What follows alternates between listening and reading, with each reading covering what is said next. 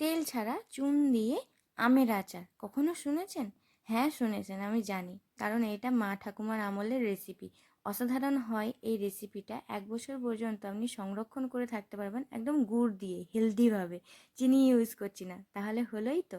তবে হ্যাঁ, একটা কথা বলে দিই, এত সুন্দর আমের আচার দেখাচ্ছি, আপনারা যদি বাড়িতে করেন তাহলে যেমন সীতাকে হরণ করে নিয়ে যাওয়ার আগে লক্ষণ রেখা টেনেছিল লক্ষণ, ঠিক তেমনি আপনাকেও কিন্তু এর পিছনে, মানে এর চারিদিকে, পেছনে বলছি, চারিদিকে লক্ষণ রেখা টেনে রাখতে হবে। কারণ এত সুন্দর আমের আচার তো খেয়ে নেবে পিঁপড়ে, তার জন্য আমগুলো তাহলে পেরে নেওয়া যাক, চলুন।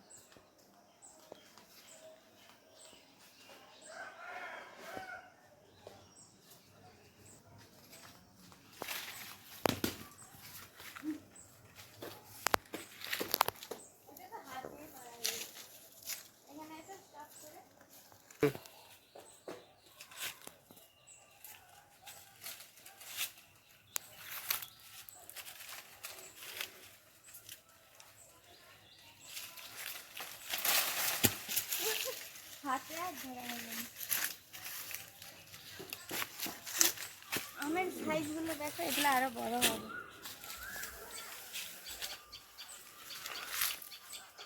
রাস্তার ধারের দিকে আমগুলো নিয়ে নিতে হবে, নাহলে সবাই নিতে যাবে। এই তো মেঝেতে করলেই না থেকে যায়।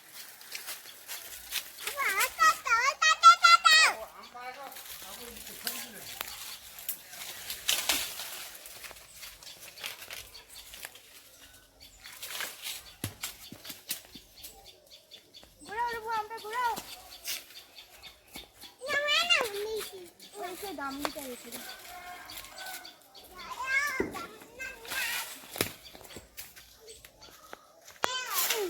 ঘুরাও ঘুরাও ঘুরাও।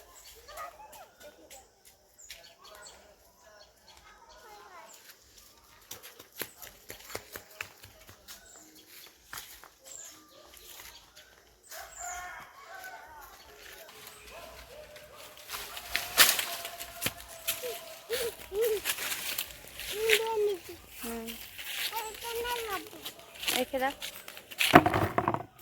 Thank you.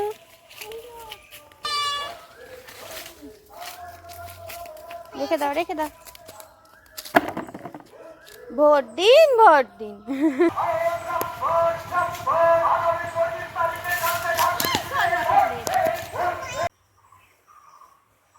হ্যালো বন্ধুরা, কেমন আছেন আপনারা সবাই? আশা করছি খুবই ভালো আছেন। আজকে দেখেই নিয়েছেন তো কি বানাচ্ছি। আচ্ছা, একটা কথা আপনাদের বলার আছে। আমাকে আমসোটাটা যেই দিন আমি ভিডিওটা করেছিলাম, ভিডিওটা আপলোড করেছিলাম, ওই দিনে একটা দাদা আমাকে কমেন্ট করেছিলেন যে আমসোটা করে রাখার কি দরকার, সিজনের পর সিজনে আসে। তার জন্য আমি একটা উত্তর দিই। আম এবছরটা হয়েছে, আপনারাও জানেন, তার আগের বছর এর থেকেও বেশি আম হয়েছিল, কিন্তু তার আগের বছর একদমই আম হয় না। তখন আপনি কি করবেন? আমাদের বাড়ির গাছ থাকতে আমি কেনই বা বাজার থেকে কিনতে যাব? তার জন্য আমি আমসুরাটা তৈরি করে রেখে দিয়েছি। আর এইটা প্রত্যেকটা মানে ফ্যামিলিতে, গ্রামের ফ্যামিলিগুলোতে প্রত্যেকেই এরকম আমসুরা তৈরি করে রাখেন, যাতে সারা বছর ধরে কোনো একটা, যেমন মাছের তরকারিতে, কোনো চাটনিও হয় কিন্তু এই আমসুরা দিয়ে, অনেকেই জেনে থাকবেন। অনেক কিছুই করা যায় ওই আমসুরাটা দিয়ে। তাই জন্য ভিজিয়ে মানে করে রাখা, সংরক্ষণ করে রাখা। আশা করি আপনার উত্তরটা আপনি পেয়েছেন যদি আমার ভিডিওটা আজকে দেখে থাকেন। তাহলে চলুন, আজকে আমি তেল ছাড়া চুন দিয়ে আমের মিষ্টি আচার করে দেখাবো, টক ঝাল মিষ্টি আচার। তাহলে আমগুলোকে কেটে নেওয়া যাক। আমগুলোকে প্রথমে ছিলে কাটবেন না, প্রথমে কেটে নিন, তারপরে ছিলবেন। হ্যাঁ, তবেই কিন্তু আপনার সুবিধে হবে না, আর হাতটাও হরকাবে না। বেশ সুন্দরভাবে কিন্তু আমটা কাটা হয়ে যায়।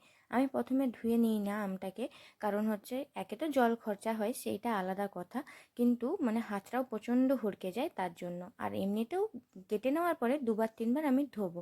তো এখানটায় আমি যে পান খাওয়া চুনটা হয়, সেই পান খাওয়া চুনটা দিয়ে দেবো 1 থেকে 1.5 চামচের মতন। আমি এখানে আম ইউজ করছি 2.5 থেকে 3 কেজি, মোটামুটি হবে এরকম।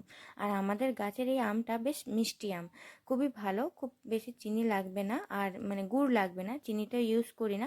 তবে হ্যাঁ, আপনারা চাইলে এর পরিবর্তে চিনিটাও ইউজ করতে পারেন যারা গুড় পছন্দ করেন না। কিন্তু আমি না পুরানো যুগের মতন কিছুটা, আমাকে গুড় খেতে খুবই ভালো লাগে। তো এখানটায় আমগুলোকে খুবই ভালো করে ছিলে নিতে হবে, যেন ওর সবুজ পোর্শনটা না থাকে। খুব ভালো করে ছিলে নেওয়ার পরে ওই যে চুন জলটা দিয়েছিলেন, এই চুন জলটাই দেবেন। কি হয়, আমটা খুব বেশি দিন সংরক্ষণ করা যায় চুনটা দিলে। আর খুব সুন্দর এর মধ্যে রস বলুন, তারপরে এর একটা টাইট ভাব লেগে থাকে। অনেক সময় দেখবেন চিনির আচার করার সময় সিদ্ধ করে যেহেতু করতে হয়, অনেকে সিদ্ধ করে করেন, যেমন আমি আগের রেসিপিতে দেখিয়েছিলাম যে আমি সিদ্ধ করে করছি। তো কি হয়েছে, ওই আমটা একটু গলে গলে যায়। তো আমি বলবো যে আমি যেভাবে এটা করি সেভাবে মানে করলে আমার মনে হয় ভালো হবে। তবে হ্যাঁ, সেই চিনির আচারটাও কিন্তু টেস্ট খুব সুন্দর হয়েছে, আপনারা চাইলে ওভাবেও করতে পারেন। তারপরে কি, আর এখানে আমগুলো বেশ ছিলে নেব সব ভালো করে, যেভাবে আমি দেখালাম। তো প্রথমটাই সব আমগুলোকে কেটে নিয়েছি, তারপরে এখানে ছিলতে বসে গেছি। খুব স্পিডে কাজ করতে হবে, কারণ মানে কি বলবো, আম যেদিনে করি, আমের যেদিন রেসিপি করি না, অনেক কাজ পড়ে থাকে কেন জানি না। আর আমের রেসিপি করে মানে করার জন্য বা চাটনি আচার যাই করুন না কেন, যেন স্পেশাল দরকার। আচার চাটনি করতে অতটা হয় না, মানে ওই স্পেশাল লাগে না, ধৈর্য লাগে না। কিন্তু মানে এই আচার করতে তাকে রোদে শোকাও, তারপরে আবার এই জলে ভিজিয়ে রাখো, সেই জলে ভিজিয়ে রাখো, ভীষণ কিন্তু সময় লেগে যায়। হ্যাঁ, এখানে আমি 1 ঘন্টা চুন জলে ভিজিয়ে রেখে চলে এলাম।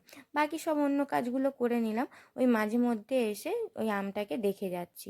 আর এখানে দেখুন, ও স্নান করব করে নিজেই স্নান করে, ওকে দেখি না নিজেই স্নান করা ওর হয়ে গেছে, তারই মধ্যে ওকে আবার স্নান করিয়ে ওকে মানে সব রেডি করে, জামা পরবে না, গরম লাগছে ওকে, ওই জন্য জামাটা খোলা।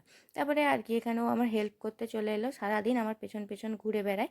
তো এখানটায় শুধু লাঠি নিয়ে খোঁচাচ্ছে আমাকে, তারপরে জলের মধ্যে দিয়ে দিচ্ছে, মানে আমার ছেলের কথা বলছি, রুবু। এখানে আমগুলোকে আমি ধুয়ে তারপরে আবার কাটতে শুরু করে দিয়েছি, কেটে আরও একবার ধুয়ে নেব, যাতে আমের আঠাটা থাকে সেই আঠাটা বেরিয়ে যায় আর কি। খুব ভালোভাবে কেটে নেওয়ার পরে, তবে হ্যাঁ, আপনাদের যদি অসুবিধে হয় আম কাটতে, তাহলে আঁঠিটা কিন্তু বাদ দিয়েও করতে পারেন, এতেও খুবই সুন্দর হয় এইভাবে করলে। তাহলে আপনারা কিন্তু এভাবে বানাতে পারেন। আর গুড়ের আচার আমার সত্যিই খুব প্রিয়। তারপরে আর কি করব, আমগুলোকে কেটে নেওয়ার পরে আমি আরও একবার জলেতে ধুয়ে নিচ্ছি খুব ভালো করে। আর কি, এবারে ঠেকাতে ছেঁকে রেখে দেবো 5 থেকে 10 মিনিটের জন্য, তারপরে অন্য কাজ যা থাকবে আমি করে নিচ্ছি।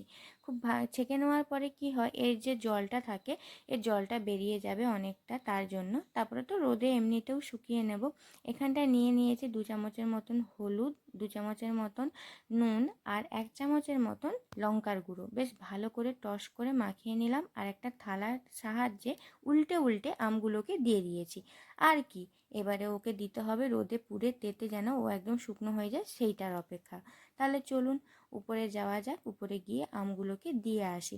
হ্যাঁ, আমগুলো দিতে হবে এখানে 1 থেকে 2 ঘন্টার জন্য। এবারে ডিপেন্ড করে এটাই, আপনার রোদের তাপটা কতটা আছে। যদি মিশমিশে রোদ থাকে, সেই রোদে যদি দেন, তাহলে 2 দিন শুকাতে লেগে যাবে।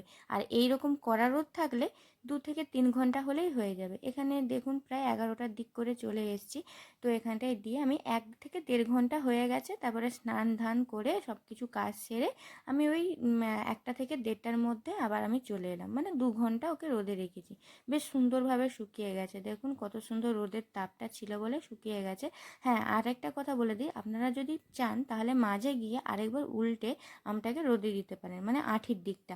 তবে আমার কাছে সময় ছিল না বলে করিনি, তো কোনো অসুবিধে নেই। এবারে কি করব, উনুনটাকে ধরিয়ে নেব। আশা করছি আজকের ভিডিওটা আপনাদের দেখতে ভালো লাগছে। যদি ভালো লেগে থাকে তাহলে কিন্তু একটা কমেন্ট করতে পারেন। আর যদি আমার কোনো কথা বলতে অসুবিধে লাগে, কোনো কথা বুঝতে পারেননি, সেটাও আমাকে কমেন্ট করতে পারেন যে কোন জায়গাটা আপনারা বুঝতে পারেননি। এখানটায় উনানটা ধরিয়ে নিচ্ছি একটা তাল পাতার সাহায্যে, সিমেন্টের উনান। বলুন, আমি এইটা হচ্ছে বুদ্ধি করে বানিয়েছিলাম সিমেন্টের উনানটা, যা হোক যা, ভালোই কাজে দিচ্ছে। মাটির উনান করলে বারবার লাতা দিতে হয়, মানে অনেক কষ্ট করতে হয়, তার জন্য সিমেন্টের উনান করেছি।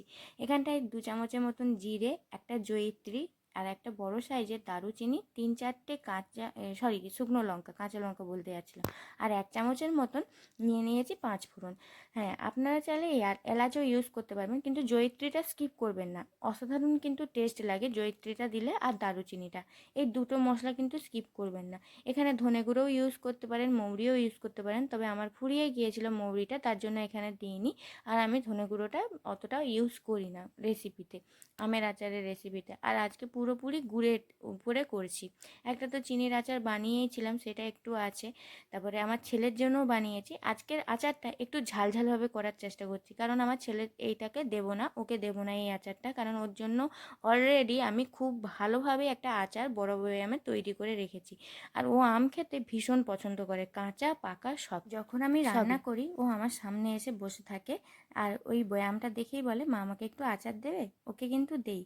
হ্যাঁ, তারপরে জানেন এখানটায় খুব ভালোভাবে, ভয় পাবেন না, এই যে যেমন আমার কড়াতে লেগে যাচ্ছে, কোনো হচ্ছে, কোনো অসুবিধে নেই, এটা হচ্ছে গুড়ের দাগ, ঠিক আছে। খুব ভালোভাবে আমটাকে অনবরত মাখিয়ে নেবেন। দেখুন আমি কিন্তু একদম স্কিপ করিনি, এই কিভাবে আমি নাড়ছি সেটাও আপনাকে দেখাবো বলে, আর খুব তাড়াতাড়িও করিনি। একটু ধীরে সুস্থে আস্তে আস্তে এটাকে মিশিয়ে নিতে হবে, একদম লো ফ্লেম করে, ঠিক আছে। আপনারা গ্যাসে করে নেবেন, কোনো অসুবিধে হবে না, গ্যাসে করতে এতটা অসুবিধে হয় না, কিন্তু উনুনের যেহেতু লো ফ্লেম হাই ফ্লেম নেই, ও নিজের মতনই জ্বলতে থাকে, তো ওটা আমার উপরে ছেড়ে দিন, আমি কিভাবে করছি, ওটা লো ফ্লেমেই করবেন, ঠিক আছে। তারপরে কি করতে হবে, এই যে মশলাগুলো ছিল, মশলাগুলোকে আমি গুঁড়ো করে নেব, ওইটা একদম যখন একদম গলে যাবে, গলে একটা ফুঁট দিতে শুরু করবে, সেটার অপেক্ষা করছি আমি। তারই মধ্যে মশলাটা ভালোভাবে গুঁড়ো করে নেব। আর এখানে মশলাটা খুব মিহি করে গুঁড়ো করতে হবে না, জাস্ট যে বলে দারদারা পিস থাকবে, সেরকম থাকলেও চলবে, মানে একটু আধটু গোটা। আরেকটা কথা বলে দিই, আপনারা যদি চান 2 থেকে 3 চামচ তেল দিয়ে তারপরে ফোড়ন দিতে পারেন, মানে তেলের ফোড়ন দিতে পারেন। আমি এখানে ফোড়নটা ইউজ করিনি, আজকে তেল ছাড়াই করছি, যেমন মা ঠাকুমারা আগে করতো সেরকম টাইপের। হ্যাঁ, দিতে পারেন, কোনো অসুবিধে নেই। তারপরে 1 থেকে 2 মিনিট কিন্তু আমটাকে নেড়ে নিয়ে গুড়টা ঢেলেছি, এটা আমি মনে হয় বলতে ভুল করে গেছি, তাই জন্য এখন বলে দিলাম। খুব ভালোভাবে কথা বলতে বলতে আমার গুঁড়ো হয়ে গেল আমটা। এখানে দেখি এনার অবস্থা কি, ইনি একদম জলে পরিণত হয়ে গেছে, কোনো এক ফোঁটাও কিন্তু জল দেয়নি।